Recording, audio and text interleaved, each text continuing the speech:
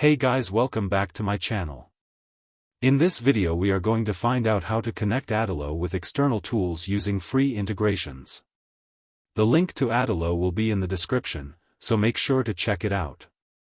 First, open your browser and go to the Adalo website. Once the page loads, log into your Adalo account.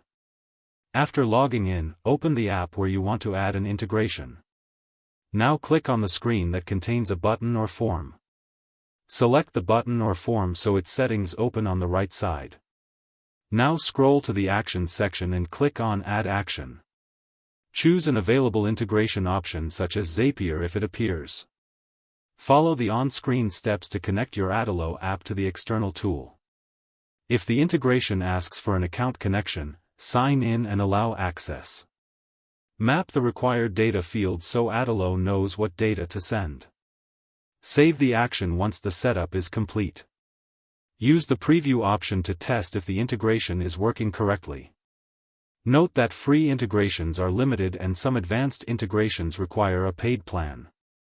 I hope you liked the video. Don't forget to share and subscribe. See you in the next one.